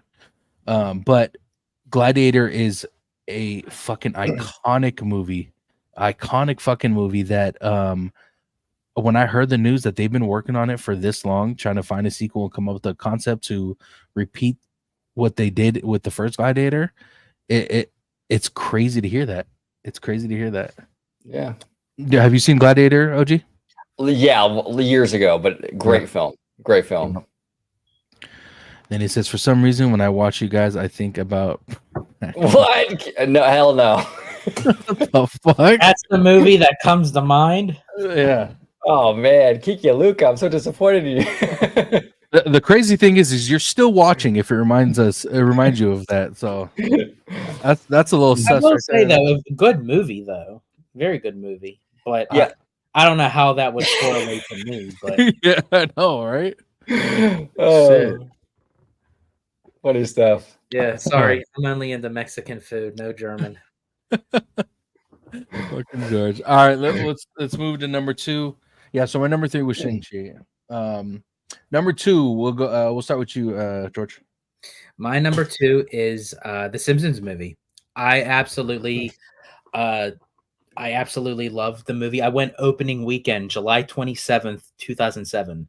I literally went that Friday because I was anticipating that movie, which is actually really funny because prior to that, I was a huge Simpson fan even before that. And I ended up writing a letter to Matt Groening, the creator, and I sent it off saying, like, I was like, in a way, kind of like pleading to him, like, I'm a huge fan of the show. I love the characters. I would love to see a movie. And I told him where I was from. I said I was from Pittsburgh, Pennsylvania, and everything. He never got back to me. But what I thought was funny was He made the movie, so he kind of several did. years later, he made the movie, but Lisa mentions Pittsburgh in the movie. Interesting. I have a little Simpsons story for you guys too, which is kind of interesting. My childhood, well, not really childhood home, my teenage home. We lived like 3 houses down from Nancy Cartwright, the voice of Bart Simpson. Oh, Like wow. literally like 3 houses down. It's crazy. Wow, that is Yeah. crazy. Seymour oh, Ducks oh, and so, yes. Simpsons. So sorry, bro. Go ahead. No, I was gonna Simpsons or Family Guy. I like Family Guy a little more. I just couldn't get into the Simpsons that much, but Family Guy I watched more frequently than the Simpsons. So I'd have to go with Family Guy. I'm a huge Family Guy person too, Tones. Yeah. Like that one scene, like there's this one part you can find it on YouTube where he's trying to throw the dead frog out the window. You ever see that? No, continue this part. Let's see if I remember. There's like a dead frog in the house, and Peter's trying to get the frog out the window, right? But he doesn't want to touch it, so he's like using a shoebox to like scooch it. And then he tries to take like the lid and the box and tries to like pick it up like this, and he keeps dropping it. And he keeps dropping, and it makes it like this little squishy sound when it drops. This scene went on for like 10 minutes, bro. And there was no dialogue, and he's just like this, dropping the frog. And then he tries to like pick it up like this and throw it, and it hits the wall. And dude, I'm dying. The physical humor and the way that they handle stuff in Family Guy is second to none. It's genius, dude. Absolutely. Sorry, George. Go ahead and continue. Oh, no, yeah, absolutely. No, I was just gonna say, but yeah, they kind of played a little like Easter egg at the end during the credits where Maggie was gonna say her first words, and she pulls out her binky, and the first word that comes up, she says sequel, and that was it. They never did anything more, but I would love to see a sequel of The Simpsons because you could basically create any kind of storyline and it would still make sense because it doesn't necessarily have to go off the first movie. And to the question, I do love Family Guy, but I'm a Simpsons biased first and foremost because I just grew up with them, with my childhood and everything, even though probably it's a show that probably I shouldn't have been watching as a kid, but I watched a lot of shit when I was a kid, which is probably why I am the way I am today. So I'll tell you what, we're kind of different generations, I guess. I'm older than you, George, by like 10 years ish. 10 years, yeah. Yeah, but I'm to this day, I still think OG is a fucking vampire. I am. You just don't look your age. Oh, dude, his whole family found the fun of youth, literally. Yeah. Him, his sister, his mom, literally, they all don't look. He showed me a picture of his mom, and I thought, like, that's your mom? Like, I thought like maybe that was your cousin or something. Like, That's great. Well, thank you, Tones. I appreciate that. Thank you, George. I appreciate that. But like, yeah, I mean, we grew up in this time where like these shows and these movies didn't care as much. Like Married with Children, Kiki and Luca brings up Married with Children. Like that's a show that was like so crazy back in the day. They could probably never do a show like that. I know they're doing an animated show. I guarantee you, it's nowhere close to the edginess that the original show was. You know. Okay, I real quick, I have to bring this up. Have you might know this show, OG? I don't, George. You might not have seen it, but have you ever seen a show called Sanford and Son? I've heard of it. Yes. Never watched it. I absolutely love that show. Red Fox. My God, he's a genius. He was a comedy genius. Oh my, OG, it's a very old show. You're probably never gonna watch it, but man, the stuff that like, because my dad loves it. It's his favorite show of all time. He'll play it on repeat nonstop, and you know, it was just such an iconic show. But bringing that up is because the stuff that they would say in that show today, no, absolutely not. Do you guys remember how he talks to Aunt Esther? Oh my God, dude, it's bad. It is bad, bro. Oh, bro. My favorite saying he's ever said was, because it was his sister-in-law, and he would always tell her, "I'm gonna put your face in cookie dough, or put your face in dough and make gorilla cookies." He would always say that, dude. Yes. Oh my God, I would roll, dude. One of my I'm telling you, there was a show around the time that Married with Children was out, right? Around that same era, all right, time period, called what I drew a blank, In Living Color. Yeah. Do you remember that show? Yep. That was amazing. I mean, the stuff they used to, Jim Carrey was on the show, the Wayans brothers, right? And the stuff that they would do, like Homie the Clown and all that. Oh my God. Homie Don't Play That. And Handyman. About that, yeah. Handyman and everything. I mean, dude, just classic stuff, dude. You remember that show, George? You were a wee. Absolutely. Yeah, I love that show. Even like to the Wayans brothers in general. Like their kind of comedy was like so edged out where like they didn't give a shit. Like they understood comedy. They would make white people say crazy shit. They'd make black people say crazy shit. They didn't care. So I mean, like I would love to see the brothers get kind of the band back together and see like what they can do. I wish they would. I wish they would. And that's did you guys hear what's going on?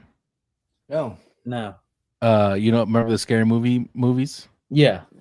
They are going to be bringing it back, and they're going to be they're going to be in the scary movies, the new ones. Dope. Yeah, and people don't want to watch it unless they're in it. Yeah, you know. No, absolutely. They gotta be. What was I going to say? Sorry for interrupting you. Oh no, you're good. You're good. It'll come back to me. I forgot. While you're thinking about it, Seymour says my number 2 would be Scott Pilgrim versus the World. Seymour, I can't believe I fucking missed this movie. This was a fucking phenomenal movie, dude. Have you guys ever seen it? Yeah. Oh my God, dude. This movie was great. Yeah, I love your number 2, Seymour. That's actually it's iconic, dude. It is so funny, dude. You know, another good movie, but this one actually did get a sequel, was the Kick-Ass movies. Oh, yep. Oh my God, dude. So good, George. They were so good. You ever seen the Kick-Ass movies? No, I never saw them. Oh, dude. I'll add it to my list. Oh my God, I gotta see this scroll of a list. You know, it's like yeah, dude. Oh man. So where are we at? Where number we at 2 right now? I gave my number 2, which was the Simpsons movie. Gotcha. Okay. OG, what's your number 2? Mrs. Doubtfire. Ooh, okay. I love Mrs. Doubtfire, and rest in peace, Robin Williams. Absolute brilliant, 100%, brilliant mind. But yeah, I thought it was a great movie. It was really funny. The physical humor in it was great. The family dynamic. I fell in love with it. Unfortunately, now with Robin's passing and stuff, they should not ever make a sequel to it, because without Robin, you can't do it. You know. But that was a really fun movie. I can't believe it though. Actually, the kids in that movie now, I saw them recently somewhere. I forgot where it was, and it's like, wow, those are the kids. I mean, they're old. Yeah. They're old, but yeah, great movie. You saw it, George? Miss Doubtfire? Oh, absolutely. Actually, that was I think one of my first like live action movies I remember watching like as a young kid because it came out in 1993. So I was like Yeah. 3 years old at the time. But I remember watching it like when I was like 4 or 5. But I understood it, even though like there was like a lot of like language and a lot of like innuendos and kind of stuff like that. But it was like I was the type of kid that I can sit and understand it, but not get it fully. Right. But I would see like my dad laughing and everything. So I was like, okay, this is supposed to be funny. I don't know why he's laughing, but I'll laugh along with him. So yeah, so yeah, I absolutely love that movie. It has like a bittersweet ending, but I'm glad they ended the movie the way they did because in real life, in reality, you don't always get a happy ending. You don't get a happily ever after where the parents get back together again and it's all peaches and cream. I'm glad that he was able to get his children back, Right. but sometimes it's under like a different kind of circumstance. But the fact that he had to go through like a comedic circumstance so he can spend time with his kids is just quintessential Robin Williams. Like it's something funny, but it has a lot of heart to it. Yeah, brilliant movie, and Robin was a big part of why that movie was so good. So just amazing stuff. But, And Matthew Lawrence is Matthew Lawrence is a throwback for sure. I mean, come on, Matthew Lawrence. I mean, he played on Boy Meets World, Brotherly Love. Which, by any chance, if anyone is a fan of the Lawrence brothers, check out the Brotherly Love podcast. It's phenomenal with Joey, Matt, and Andy Lawrence. Nice. They're very entertaining. They have lots of guests on, and it's always a good time watching their podcast. Cool. Definitely. So I'm now switching my number 1 and 2. Now that I'm thinking about it, I'm gonna. So my number 2 is Inception. Inception was a phenomenal movie. It was so great to watch. It was something that I got to watch with my brother, and some of the best movies that I've watched has always been with my brother. He was always the person that he would take me out to go watch movies when I was a kid and stuff like that. He moved away. He lives in Iowa now, so we don't get to watch movies like we once did. But watching this movie, it was so good, dude. It was so good. I just want to read off the actors that are in this movie. And not that this movie's extremely old. It's only 2010. But Leonardo DiCaprio, Cillian Murphy, Joseph Gordon-Levitt, Tom Hardy, Elliot Page. I don't remember the name that she used before she used to be Ellen Page. There you go. Ellen Page. And Elliot Page, yeah. And who else? Michael Caine. I mean, these actors that are in this movie are legends. Yeah. You know what I'm saying? And they were all in this one movie together. So like I said before, when I mentioned the Goonies, like this is one of those movies we're gonna look in 30, 40 years, and it's like, holy fuck, these people are in this movie. So yeah, and for me, number 2 is definitely Inception. I love that movie. And Inception was one of those movies too, where I think it was kind of had like that Matrix effect, where like Matrix, right, with the visuals and stuff, like Matrix, like pioneered special, they took special effects to the next level. I feel like Inception did as well.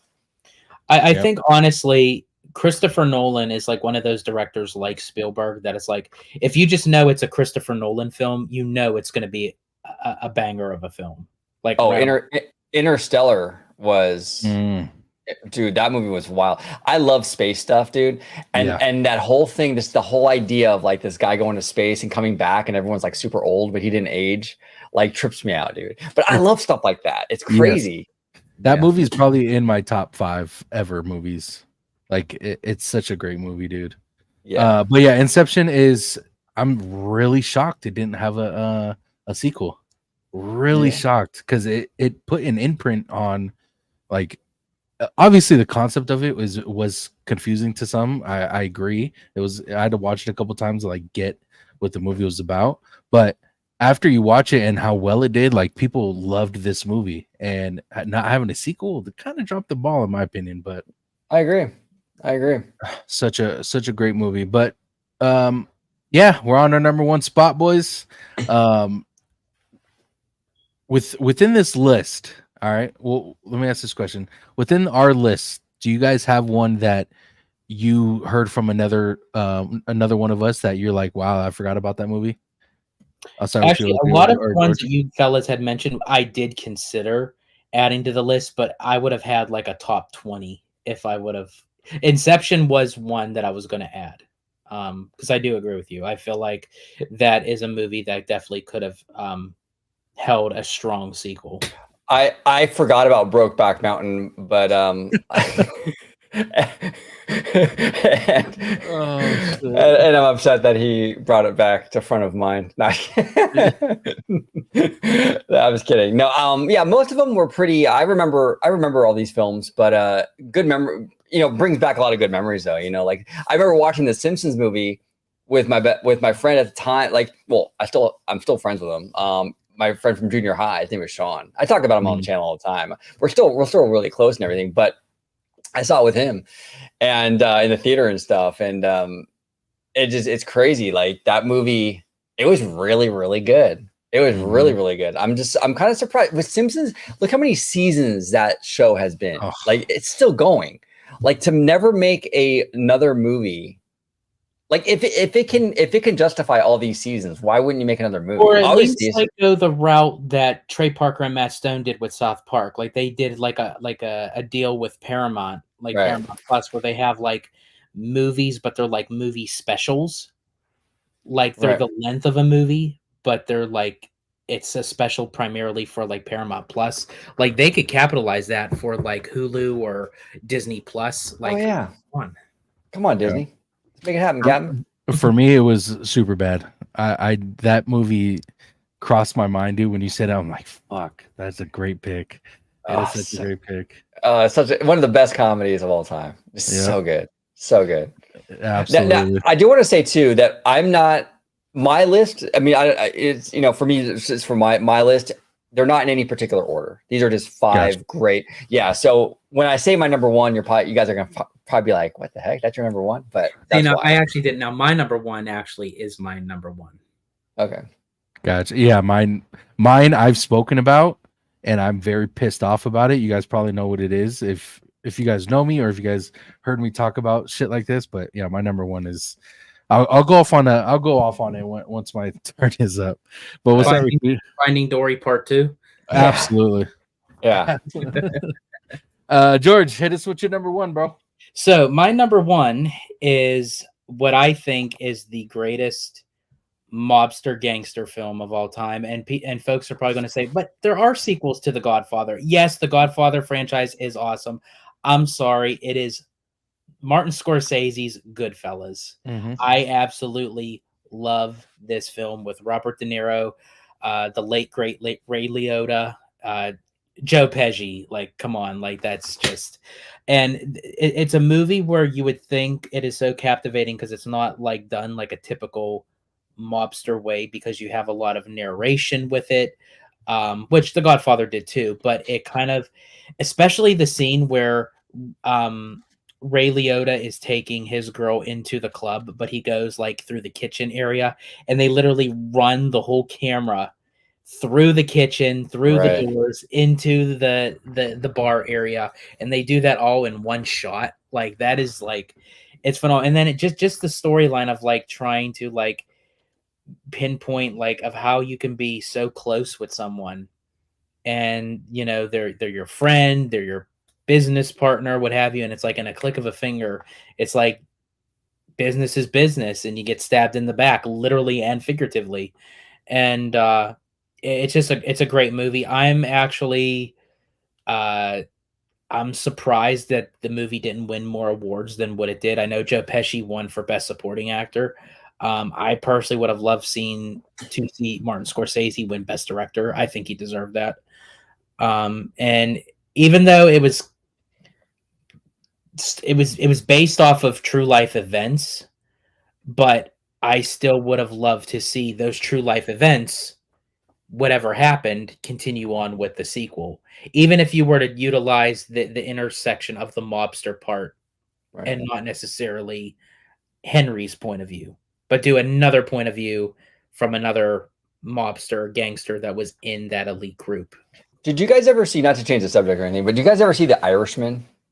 Oh yeah, Fantastic yeah. movie. Oh, Irishman. Yes. that's with what the fuck's his name? De Niro. Yeah. Yes. Yeah, Robert De Niro and Joe Pesci. I think that was the first movie Joe Pesci did in like how many years? Yeah, that was a good movie. It was long, but good. How long was it? It was like 3 hours or some crazy. Was it that long? It was long. It was. Yeah, I'll check the runtime. Let me see. It was long. It took me like 3 days to finish it. The Irishman. Let me see. It was. Let me see. 3 hours and 29 minutes. Holy shit, dude! That's a Zack Snyder extended film, dude. You know what I'm saying? The Robert De Niro cut. Kiki and Lucas says, "What about Heat, George?" Heat. Is that you talk about the Heat with Sandra Bullock and Melissa McCarthy? That Heat. Robert De Niro, Al Pacino, Val Kilmer. Oh, that one. Oh, that. Oh, yeah. Okay. I forgot about that one. That's another good one. That's another good one. Unfortunately, probably for Val Kilmer, they would have to kind of maneuver like things around because of his condition, because they had to do that with Top Gun Maverick. What does he have? If you don't mind, it's he has I think it's a type of throat cancer. Oh, okay. Yeah, that they had to take out like partial of his like vocal cords and larynx and stuff like that. So he did go through like vocal therapy that he can kind of talk a little bit, but sad. Yeah, he was in Top Gun Maverick, and it was kind of hard to see. Which technically Top Gun would have been a good pick if they didn't do Top Gun Maverick. Yeah. But actually, fun fact again, my mom went to high school with Val Kilmer. Really? Yeah.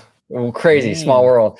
But hey, Mr. Seymour Duck, I want to give a shout out to Mr. Seymour Duck, because you managed, Mr. Duck, for me to completely delete my number one and go with this one, because I totally forgot about this movie and I love this movie. So we'll talk about it. But yeah, I was going to say Nightmare Before Christmas, but it gets the boot, and I'm doing Wolf of Wall Street.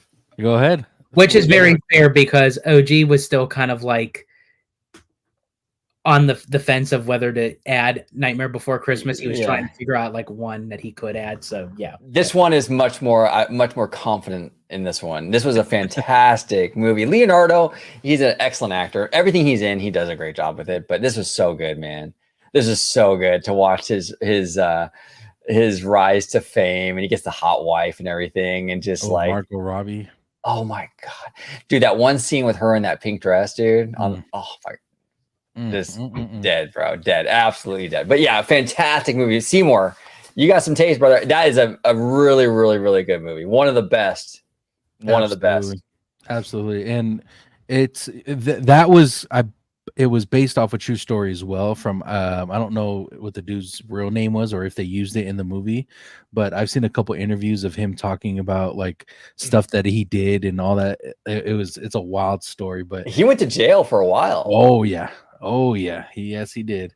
But yeah, he goes on podcasts and talks about it all the time, and it's pretty cool. It's pretty cool how I mean, it wasn't cool what he did, but it's pretty cool to hear that he can just talk about it, willy-nilly now, you know what I'm saying? Yeah, which is kind of interesting that Leo took on another role like this, because sort of kind of he did that with Catch Me If You Can. The movie with Tom Hanks, another great movie. Yeah. Absolutely. He just kind of like changed identities and was able to kind of like foil the FBI and everything. And one of the greatest scenes in movie history is in this movie with I'm not fucking leaving. Yeah, I'm not fucking leaving. Yeah. I'm not fucking leaving. So really good. Actually, our boy Seymour actually did Seymour, you probably remember this. You did like an AI and you replaced Leo with Bob Iger. Like, I'm not fucking leaving, because he's been CEO forever. It was really, really good. But yeah, great scene, great movie. Oh my gosh. Perfect 10. Great pick. Now that I think about it, that should have been in my top 5 somewhere for sure. Do you guys have any favorite rom-coms without sequels? When Harry Met Sally. Oh, that's a good one. I'm about to look. I'm when gonna have Harry to look met that up. my favorite was when they were in the I think it was like the cafe and everything, and she's like kind of like imitating like an orgasm, and the old woman goes and says, "I'll have what she's having." Yeah, that was good. Which actually, Actually, here's a fun fact: Rob Reiner directed that film. That woman was his mother. oh, okay. Interesting. Actually, a rom-com that I really liked, which is actually another Touchstone Pictures movie, was Pretty Woman Oh, Very good movie. very good movie. with Julia Roberts and Richard. Yeah, Richard Gere. Every time I think of Richard Gere, I think of that controversy with him with the gerbils. Wait, what? Google it, Jones. Google it. Oh, Richard Gere gerbils. He had a controversy with gerbils. Yeah, I think he did. I could have sworn he did. Let me see. Richard Gere. That's interesting. How do you have a controversy with gerbils? Oh, Google it. Yeah. Kiki and Lucas says gerbil in the asshole. Yep. He literally stuck a gerbil in his ass. Every time I see this guy, I think of that. Yep. Richard Gere was taken to the hospital emergency room to have a gerbil removed from his rectum. I told you. What year? Like 90 something, I think. Oh my god, there's so many ads. I don't know if I've never heard this story. This was like in the 90s. This is like you were such a small kid probably when this happened, George. That's interesting though. But usually like when I do like research on like actors and stuff, like this it bypassed me. I'm surprised. Yeah. You probably I don't know if this is true though, OG, because it says false on it. Oh, really? Okay. Yeah. But yet it had to be like, even if it is false, that there was conversation, because even Kiki and Luca knew about it. I mean, it was a big deal. Back then it was a big deal, but it could have been a fake rumor or false or something, and just kind of like caught on, and it stayed with them. Which led to, wow, I'm not seeing it. All that's popping up is like rumors, and it said that he had bleeding in his rectum when he was 26, but as far as like it being true, they can't confirm it. Yeah. Is Richard Gere anywhere near your area, OG? We gotta confirm it. I know, right? If he's doing that, I don't want him anywhere near my area. All right. Being some weird shit. Oh. Fuck, a rom-com without I don't know, dude. So Seymour Duck says, does Pretty in Pink or 16 Candles count? Yeah, I would add them. Those are some great movies. 16 Candles was really good. I love 16 Candles, especially in the beginning where everyone is just like hustling around trying to get their day going, and they all leave, and Molly Ringwald's standing there is like, I can't believe they forgot my fucking birthday. Yeah. Now, speaking of stuff that they wouldn't get away with today, there was some stuff with the Asian kid in there that would be no-go today. Oh yeah. I hear you say that. Kiki and Luca with the random facts. I'll let you guys just read this. I'm not gonna say it. Yeah, small people. Well, here's the thing. What's funny is I can somewhat agree, because he actually shows himself in the movie American Gigolo. And you can somewhat agree. Because you can confirm the rumors. You confirm. Because he's standing by a window and he's completely butt naked, and he turns and you actually see it. Wow. So I can, based on what it showed, I guess I can somewhat agree. That's wild. That is absolutely wild. All right, boys. Go ahead, OG. No, I was telling George yesterday on a video that we did. You ever go to P.F. Chang's, Tones? So we used to have one where my grandma lived in Oakland, California. There used to be one close by, but as far as the peninsula side of the bay where I grew up, there was no P.F. Chang's ever. So I've been there a couple times. Yeah, there's one kind of close to me, and like sometimes I'll like meet my mom up there. We'll eat lunch or whatever, and our P.F. Chang's, everything's like really super Chinese, like themed, right? But ours has like these two giant stone horses at the entrance. And I was telling George, I'm like, thank God these horses are not anatomically correct. Oh, I'm telling you, bro, that would be awkward dinner. Awkward dinner. What do they look like? Like these massive Clydesdales, dude. I'm like almost 6 foot. Like I'm like right there. I'm probably well over 6 with my hair, but like so I don't even like I come up to like I can like walk under it almost like without even like ducking down. They're Jesus huge. They're Christ. freaking huge. Yeah. Damn. Yeah. But yeah. But if they were anatomically correct, I wouldn't be able to walk under it at all. Yeah. It hits your forehead. I know. I was like, fucking knocked out by a horse penis. yeah. What was I gonna say? I was gonna say something before I went to. We'll You just were go my saying- number one. Oh, go. What was I saying, OG? You said, well, boys, and then Oh yeah, I was gonna go my number one. So, I am very passionate about them fucking this up because it was the worst decision. Because at the time when I watched this movie, it was such a great fucking movie, a great concept. Star Wars came out. It starred Hayden Christensen, and it had what the fuck is her name? Anyway, it had great actors in this movie. Not Samuel Jackson. Okay, now I'm fucking blanking on who's in this damn movie before I mention it. Yeah, Samuel Jackson was in it. Jamie Bell, Rachel Bilson. The movie Jumper still pisses me off to this fucking day that there's no sequel to this movie. It was a great fucking concept to the movie, to a film. It had great actors in it. You know, like I said, Hayden Christensen was killing it at this time, and they left it off where we wanted fucking more, and we never got it.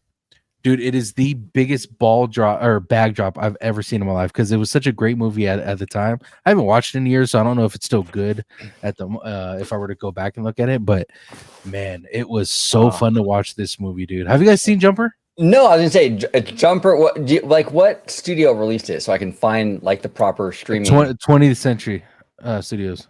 Oh, so it's probably on haven't Hulu. seen it, but I've seen the previews of it. Dude, Okay. you guys have to watch this movie. Like And Hayden Christensen is in it, Jamie Bell and Samuel Jackson. It has Rachel Bilson. You guys, if you guys don't know who Rachel Bilson is, you guys will, if you guys Google her, you'd be like, oh, okay. But this movie, it was, you know, he had powers. I'll just give you kind of like a gist of it. He had powers, and he's people able to track these powers, and they wanted to pretty much kill people with these powers because they weren't human like. And within this movie, bro, the concept, oh my god, the storyline was just amazing. I'm gonna watch this movie. I'm gonna watch it because number one, I love Hayden. Yeah. I think he's fantastic. Number two, I just Googled Rachel Bilson, and she was from that show, The OC. Mm-hmm. Yeah, dude, I used to love her in that show. She's cute. She's really cute. Yeah, no, I'll check it out for sure. Yeah, it is one of my favorite movies to talk about that didn't have a sequel. And this is what made me ask you guys to do this movie, because I had seen something pop up and it said Jumper, and I was like, it doesn't have a sequel. And I was like, what other movies don't have sequels? So that's when I hit you guys up. I was like, we gotta do this. That's interesting that you say that, because my initial thought when you brought up this topic to us in the DMs, I thought it was because of Coco. Me too. Oh, okay. I thought Hey, actually, I should have put that in there. I thought you were going to put we Coco were in there. going to put it because I thought of it, he thought of it, and we thought, no, this is Tone Show. We'll let him have it. You didn't even fucking put it in. Fuck, I didn't even think about it. Well, my 1A is Coco. But yeah, Coco should have been in there, guys. You are correct. It at least should have been one of my honorable mentions, because, like I told you, that was such a great movie, and I'm so glad that I watched it. And it is one of my favorite Pixar films. Pixar, right? Was it Pixar? Yep, Pixar. Yeah, one of my favorite Pixar films. So beautiful movie. Beautiful. But yeah, Jumper, man, it was such a good movie, dude. And when I watched it with my brother, we were into it. We were talking about what could be coming next, all this shit, and we got nothing till this day. So, and this what year did that? Well, oh wait. Oh yeah, it's not coming anymore, bro. Mm-hmm. It's over. And it's I don't want to ruin the ending for you, because it was super good the way they left you on a cliffhanger of like what the fuck is next. And man, it you gotta watch it.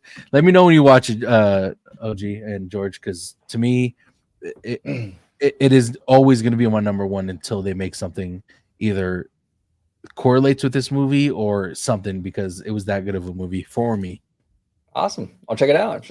Now, George, I keep seeing you trying to put your hair down, bro. Embrace it, dude. Just put some hairspray and let it go. It's not moving. It's not going anywhere. Kiki and Lucas says, I wanted a District 9 sequel and Wanted sequel. So these movies and Looper, correct.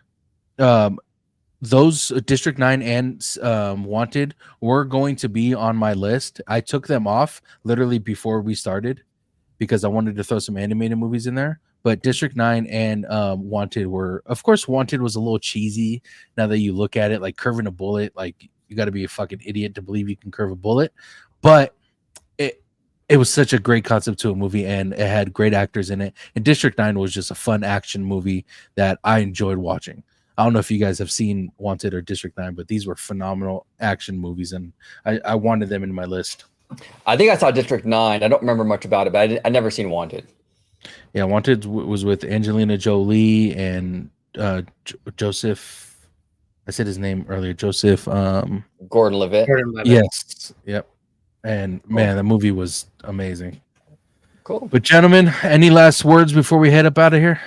Tones, I just want to say it's always a pleasure, brother. Coming on your show, talking shop with you. Always a good conversation. And yeah, I can't wait for more of these, having you back on our show and just talking shop. You you guys can always hit me up, man, whenever you guys need me. We'll start with you, OG. Again, tell them where they can find you on social media, please. Yes. So, well, thanks again. And you can find me and the Italiano and Tones. You're on my channel a lot. Yeah. You can find all of us on OrangeGrove55, talking theme parks, studio, corporate. We got Mr. Duck on there all the time too, talking corporate earnings call stuff. So again, on YouTube, OrangeGrove55, on Instagram, OrangeGrove55, and on Twitter, OrangeGrove55. Although I'm not as active on Twitter anymore, but I'm getting more active on Instagram though. I be posting those stories, you know. Oh yeah, I fucking love it, man. So we'll see. Make sure you guys go give OG a follow if you guys haven't already. Thanks again for joining us, OG. Appreciate you, brother. Absolutely. And the Italiano, always a pleasure talking to you, brother. Always making me laugh. Love you. I loved having you on, brother. Thank you again for coming.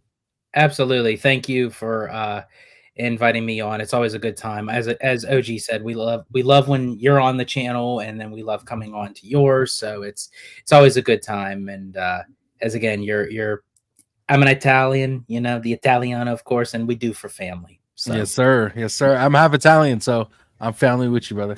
Nice. There we go. If you could tell the people where they can find you on social media, please. Absolutely. You could find me on X, formerly known as Twitter, at Disney George. You could also find me on Instagram, Threads, and Blue Sky under the Disney Italiano. And of course, you could find me on my home base on OrangeGrove55 with Citrus Corner, with all that sweet, juicy, but sometimes sticky Disney news and info. There we go. Yes, sir. Yes, sir. And we are getting that shirt here soon, guys. That George is saying we got to get that shirt soon. But guys, make sure you guys are liking the video, subscribing to the channel if you aren't already, with notifications on, so you guys are notified once a video is uploaded. We are going to be setting some goals here soon. I'm going to be coming out with another video of what direction I want to go with the channel, and I've been doing a lot of Game of Thrones and House of the Dragon on my TikTok and YouTube, but I do want to branch out more on more things, even though I do talk about a lot of things other than Game of Thrones on here. But if you do follow me on TikTok, I'm going to be doing a lot more stuff there that doesn't necessarily correlate with Game of Thrones and House of the Dragon all the time. I will still be doing it, just not as much until the shows come out, because it's very I want to be able to do a variety of things, and unfortunately algorithms on certain platforms don't like that. So we'll figure something out. But guys, if you guys want to follow me on social media, it's Tones_TV on all platforms. Go ahead and follow the podcast, which I'm trying to get some more information out to you guys, but there's nothing to report at the moment. Shout out to Zach. He's going to be joining us, Zach Groats. He was selected into the USA baseball team. They're at a tournament right now, so we're waiting for him to get back so we can announce more stuff. And shout out to X Rod TV. He's also going to be joining Candid and I on our podcast. So make sure you guys go follow Bad Thoughts Podcast on YouTube and Spotify. But again, thank y'all for watching. Hope you guys have a great night. Love y'all.